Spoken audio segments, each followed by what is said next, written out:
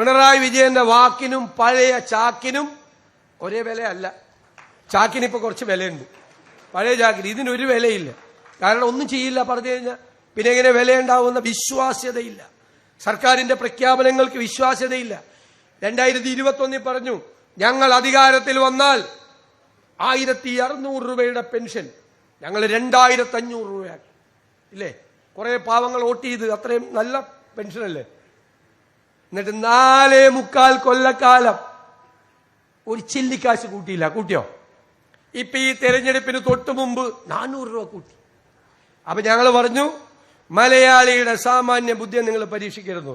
മലയാളി എന്ത് ചെയ്ത് ആ 400 രൂപ മേടിച്ച് പോക്കറ്റിലിട്ട് നേരെ പോളിംഗ് ബൂത്തിൽ പോയി UDF വോട്ട് ചെയ്തു.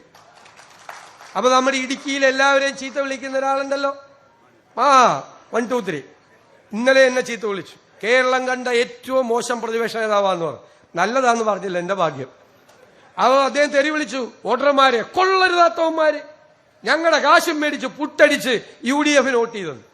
അപ്പൊ ഞങ്ങൾ പറഞ്ഞു ആശാനെ, അവര് കൊള്ളരുതാത്തവന്മാരല്ല, നിങ്ങളെക്കാൾ ബുദ്ധിയുള്ളവരാ. നിങ്ങൾ 5 കൊല്ലം പെൻഷൻ കൊടുക്കാന്ന് ഒരു പറ്റിച്ച് 2 മാസം പെൻഷൻ ഇലക്ഷൻ വന്നപ്പോൾ കൊടുത്തു.